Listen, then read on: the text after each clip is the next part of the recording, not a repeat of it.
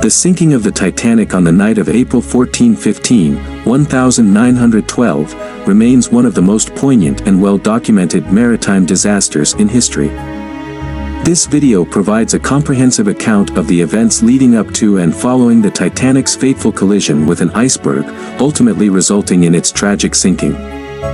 On April 10, 1912, the RMS Titanic embarked on its maiden voyage from Southampton, England.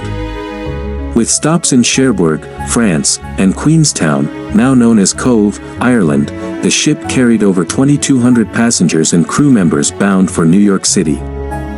Among them were the wealthiest elite, celebrities, and hopeful immigrants, all eager to experience the luxury and grandeur of this magnificent vessel.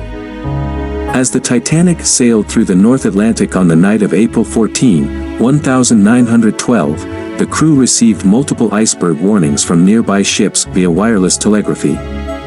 Despite these warnings, the ship continued to maintain its course, with the belief that the Titanic was virtually unsinkable due to its advanced safety features.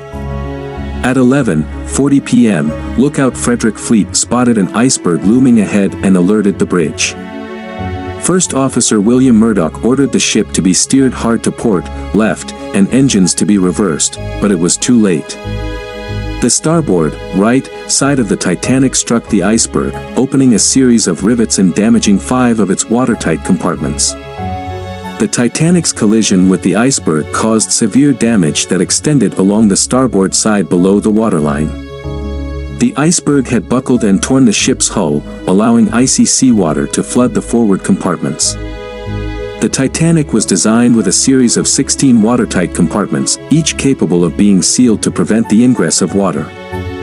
However, the damage inflicted by the iceberg exceeded the compartmentalization capabilities of the ship, affecting 6 compartments in total.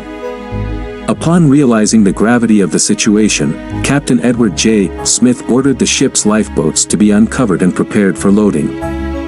Distress signals were sent out via wireless telegraphy to nearby ships, including the RMS Carpathia.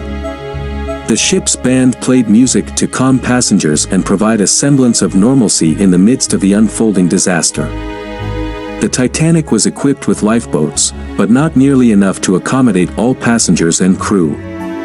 Only 20 lifeboats and 4 collapsible boats were available, capable of holding approximately 1,178 people, a fraction of the total on board. The evacuation was chaotic, with many lifeboats launched only partially filled. As the ship's bow gradually sank into the frigid waters, panic and desperation took hold. The women and children first policy was enforced, and many families were tragically separated. Lifeboat drills had been minimal, and the evacuation process was marred by confusion and a lack of preparedness. As the Titanic's bow dipped lower into the ocean, the stern of the ship rose out of the water at an increasingly steep angle. At approximately 2:20 a.m. on April 15, 1912, the ship's hull broke in two, and the Titanic finally sank beneath the waves. Those in the water faced the immense cold and had little chance of survival due to hypothermia.